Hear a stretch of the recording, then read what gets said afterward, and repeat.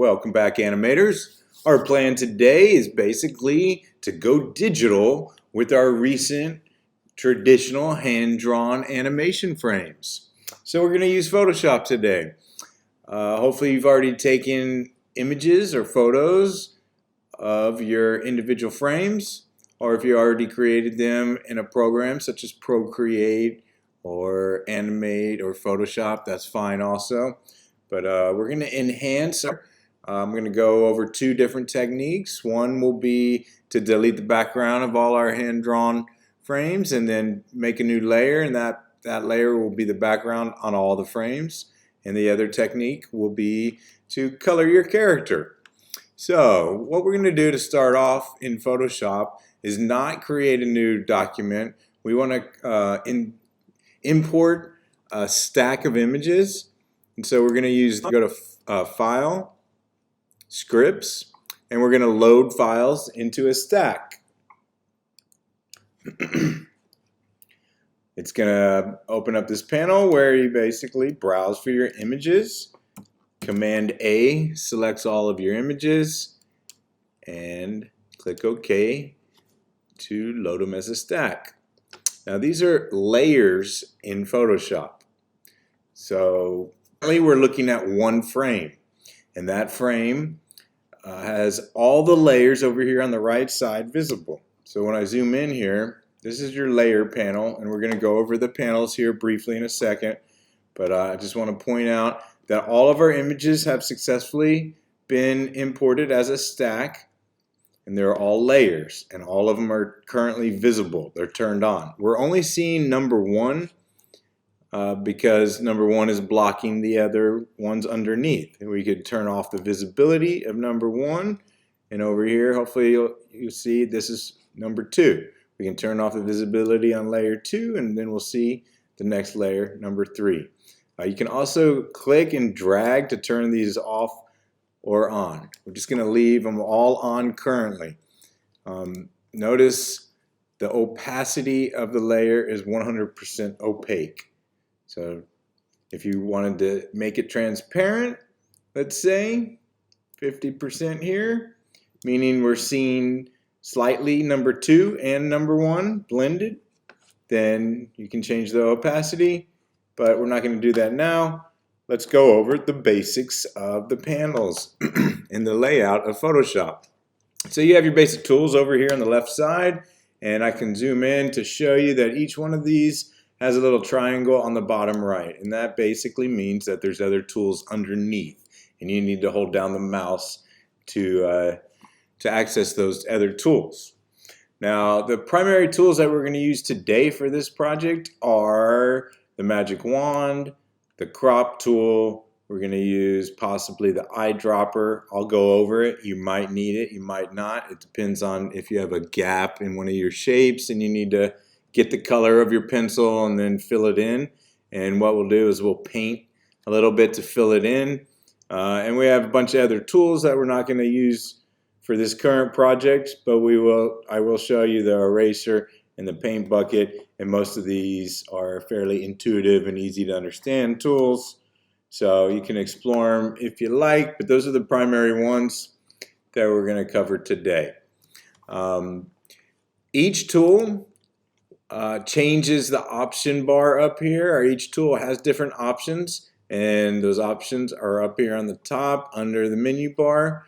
And notice they change according to each tool. So just be aware of that. Over here on the right side, you have some panels that are kind of all embedded. We're going to use the adjustment panel today and the layer panel here. All of these panels can be moved around. They can float, or you can kind of embed them within, another area with other ones, or group them. Down here on the bottom, we have the timeline panel. This panel will probably not be automatically open for you. So I'm going to go ahead and close that and show you where you can access all the panels. Hide them or show them. And you do that in most Adobe programs up here on the top where it says Window. So I'm going to click on Window, and I'm going to look for the panels that I want to use for today's assignment. And one thing I want to point out is the History panel. So I'm going to go ahead and turn that on. I'm going to go back to Window and find the Timeline panel. So now we have a history panel over here on the right, and I'm just going to quickly explain that, and then we'll get into the timeline panel. This is every step or every action that you've done or that you will do in Photoshop. And I think by default it's set on maybe 99. Let's take a look. Actually, it's not located there. It might be under Preferences. But you can change that. If you go to Photoshop Preferences, you can change like how many history undos you can do. And so history log, actually I'm not seeing it right off the moment. I wasn't planning on showing this. So somewhere in here you can change, how many undos that you can do with the history panel. So the history panel is pretty convenient. You have all these different preferences that you can, switch out or change, and might be worth your time. Depends. But right here, history states. So it looks like my Photoshop by default was set on 50, but you could crank that all the way up to 100 if you need or if you want. I think 100 undos is probably sufficient for almost everybody. That's up to you. You can change that, and then you can just back up here. So if I wanted to back up several steps, I could just click up there. So as I do actions, you'll see new ones appear. So this is like Command Z, but up to 50 times or however many times you want. Very helpful in many ways. So don't forget about the history panel. Well, let's get into it. So we have a bunch of images that we've imported as a stack, and I have handouts just as a reminder that you guys can follow. So I'm not going to follow these steps exactly, but what we just went over was this one here, Window, Timeline, and we're about to create the video timeline. We're about to locate where it says create video timeline, but we're actually going to create a frame animation. So I'm just going to go through these steps, but not necessarily in order. Just as a reminder, those are located on your blend page. So here's our timeline panel, and most panels have options somewhere, and then they have a little drop-down menu. And each panel, like I said, has different ones, so you might want to explore that per panel. The main two that we're looking at is the one I just showed you, and then on the bottom left there's another one, an icon that toggles the two animation panel formats, and one is video format and one is a frame. We want an actual frame animation here. So I clicked on that was a button. I actually clicked on it, and here we are looking at one frame. Okay. Now on the bottom left, like I just mentioned, there is the toggle switch. So this actually shows each layer in a timeline for each layer. So how long you'd want each one to last. So for this particular project, we're not going to use a timeline, but animation, is useful in terms of making videos also. And if you're making a video, then you would probably want to use the timeline format. You can use whichever one you want. This is just more relevant and easier to understand Photoshop with this timeline format. So let's go over what we're going to do. We want to play, but there's nothing to play because we're just looking at one frame, okay, which has all these layers on. But basically, we want all these layers to turn into frames, and we probably only want to look at one layer per frame. Or actually, we're going to eventually look at 2 layers per frame. We're going to look at the drawing layer and then a background layer that's going to be underneath all of the layers. So you'll see as I show it what I mean and how it works. So the first thing is we're going to make frames from layers, and to do that you go to the top right drop down menu of the animation panel and click on make frames from layers. Now we have every frame. I'm going to go ahead and play it and see how it looks. Doesn't do anything. Oh, there it is. It worked really quickly. Why is that? Well, let me show you. Down here on the bottom left by default, Usually Photoshop makes the first frame last for like 5 or 10 seconds. And I'm not sure why that is, but it can be confusing for some people. So let's go ahead and talk about timing. Timing per frame. So currently they're all on 0. Well, let's just say we wanted to slow down a few of them. I just held down Shift and selected 4 in a row. And I'm going to change the timing to 0.2 for just those 4. Okay, and then I'm going to go ahead and do some more. So let's go to 5 through 8 and just change the timing to 1 second each. Okay, and then the last 4, or what, I guess that's the last 8 maybe, or more, the last 10 are going to go quick. So let's look and see the difference of timing here. Super fast, and then 0.2, and then 1 second each. So you can change the timing of any individual frame or all of the frames or any section, any array of frames that you want by holding down Shift and selecting the ones and then just going to time. So I think 0.1 for this particular animation is quite appropriate. You can also duplicate frames and make them last for longer and do that sort of thing, but just changing the timing here is probably the way to go and all you need to do for this one. So they are in reverse order. So super quick fix, you go to the drop down menu and we're going to reverse the frames. Okay, when you do that, you saw it probably on my history panel. I'm going to go ahead and move that away so you guys can see more of the actual image, and let's play it now, and it's going correctly from 1 to 19 and a good speed. So next thing that we need to do is crop, and you also may need to rotate. So I'm just going to show you real quick how to rotate. You go up to the top, image, and image rotate. Let's just say all your frames are upside down because of, you know, the angle you took it. Okay, this will reverse or rotate all of the frames. So I'm going to Command Z and undo that. Just wanted to show you. Now it's time to crop.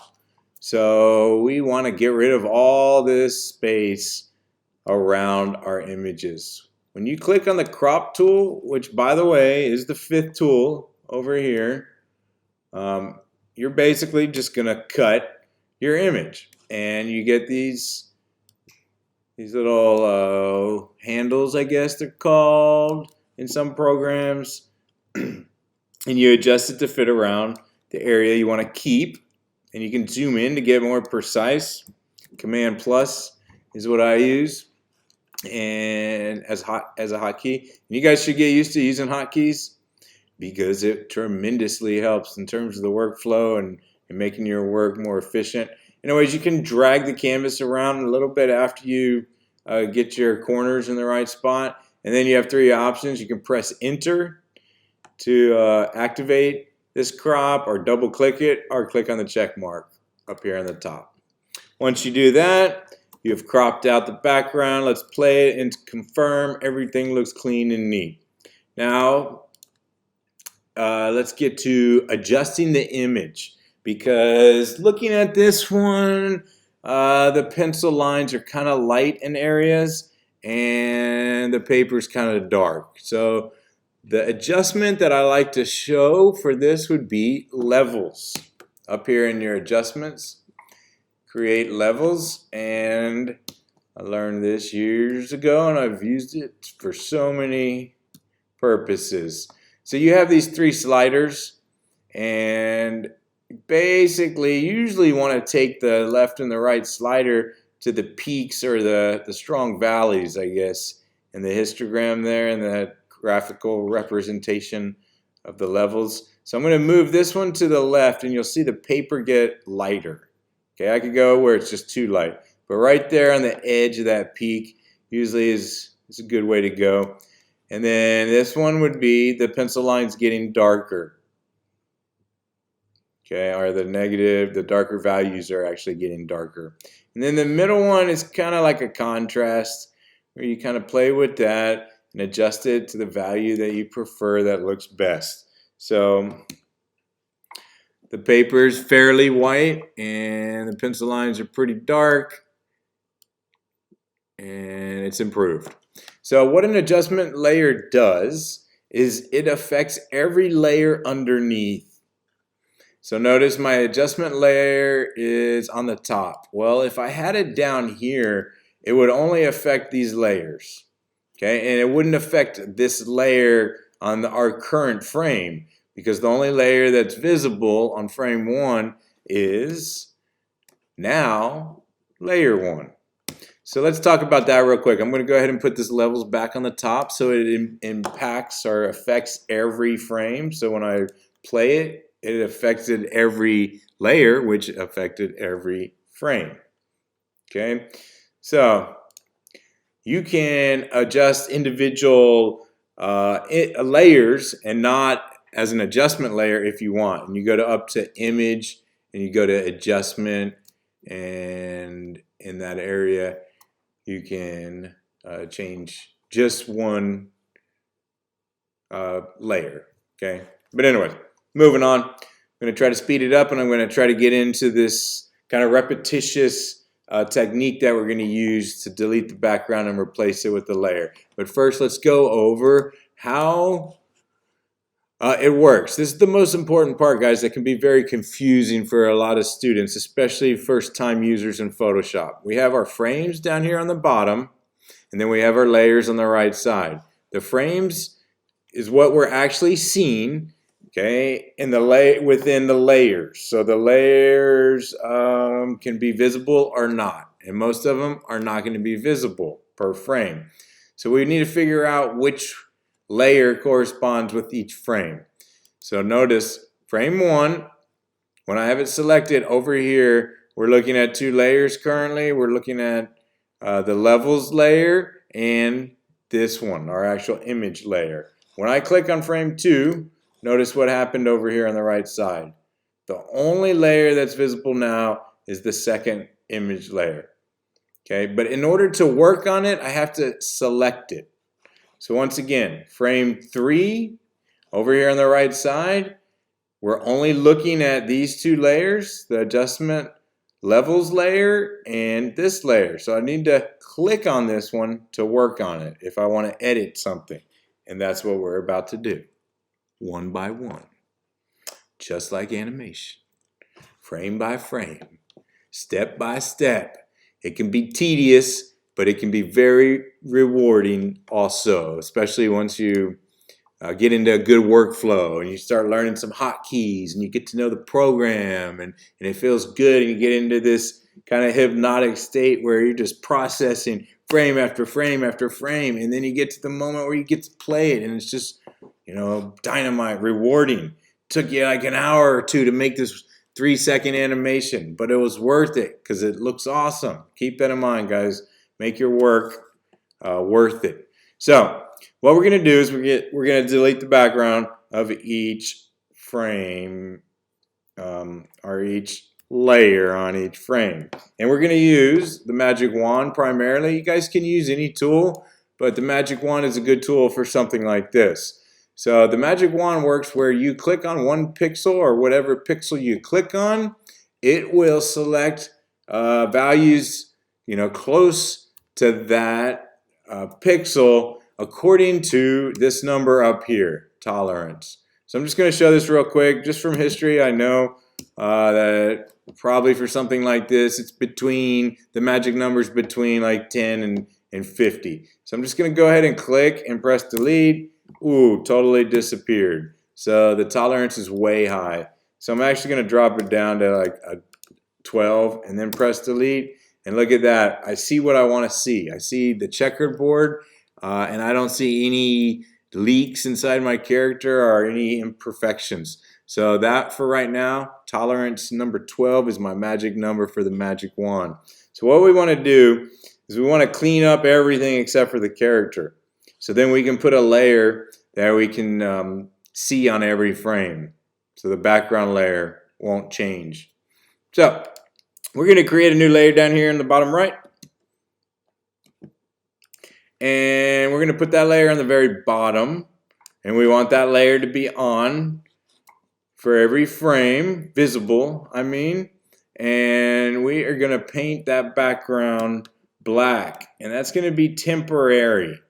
So we're going to make it black. We're going to go to the paint bucket tool, and half of the document is selected, or what I selected with the magic wand. And so if I paint currently, it's not going to paint everything like a solid black layer. So I want to Command A or select all and then paint it black. And so when you look at that actual layer, everything is black. It's just a black rectangle. And we're doing that temporarily.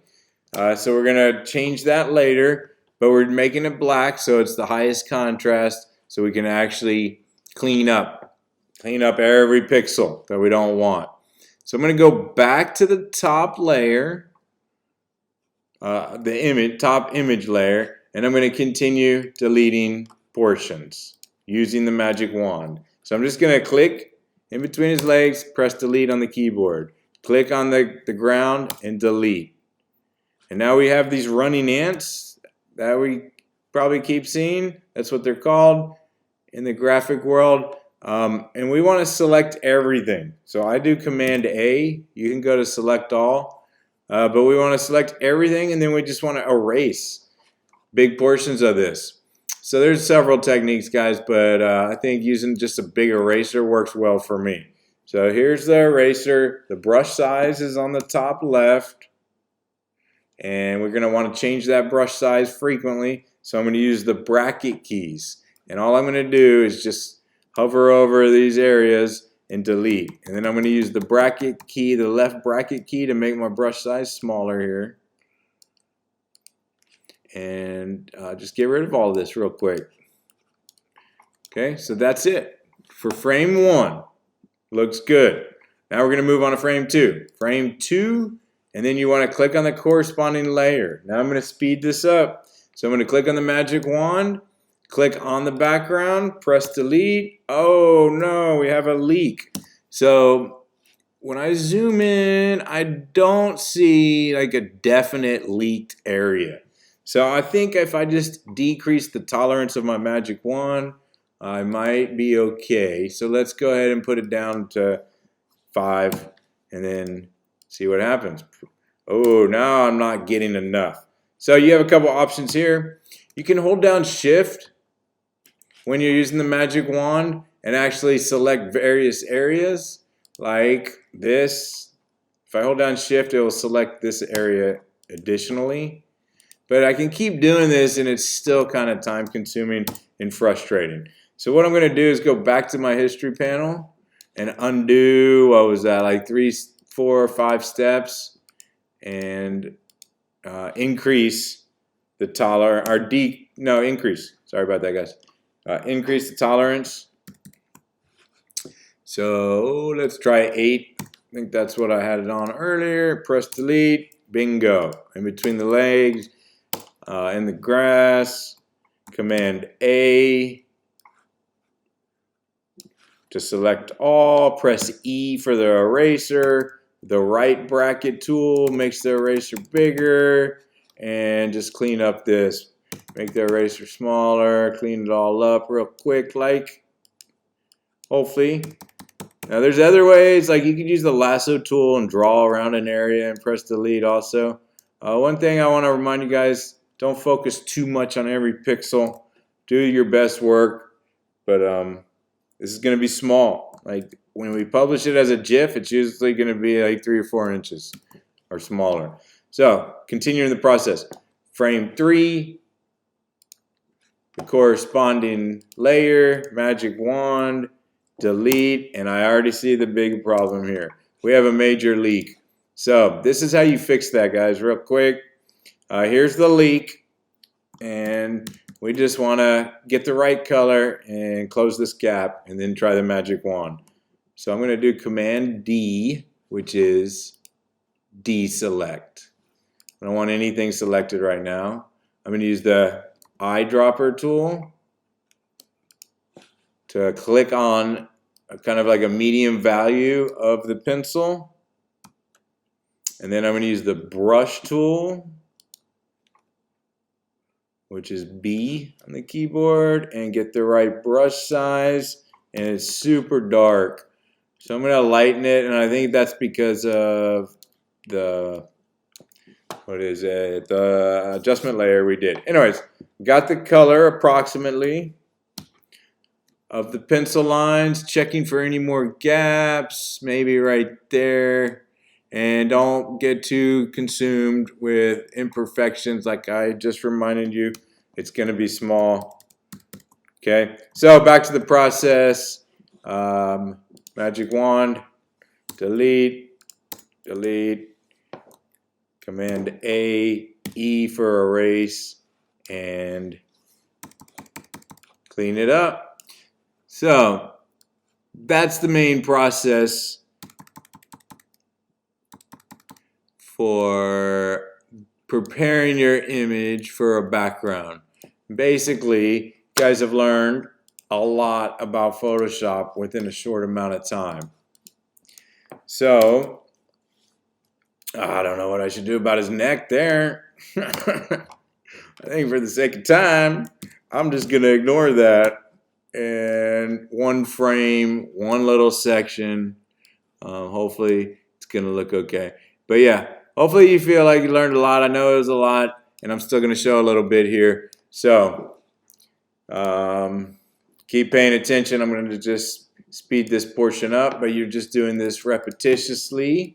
And then I will, oh my gosh, another hollow neck. Are you serious? Golly, who's got time for all that? That's why I told you all, make sure you fill those gaps. Clean up those gaps. Command Z will end up being one of your favorite keys, I'm sure. So keep your left hand busy and learn the hotkeys. I'm not going to worry about the neck at all. So I'm just repeating the process, guys, and then I'm going to show you about how to just color the character, portions of the character, which will be super quick. And because you're just going to use the paint bucket and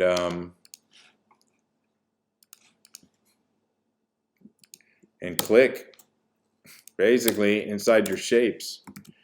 So I'm also going to show you how to replace the background. In fact, I think I'm going to do that right now and just take a break from this process since I still have a dozen frames. And I guess I'm going to speed all of this up. So I guess I can just shut up for now.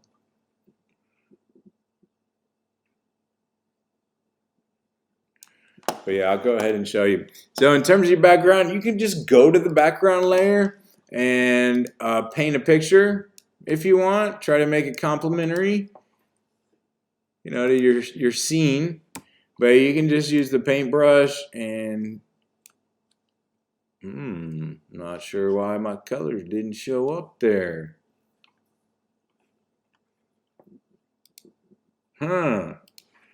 So green shows up. So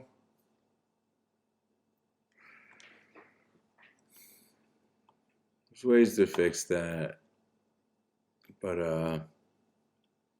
it's kind of too much to go through.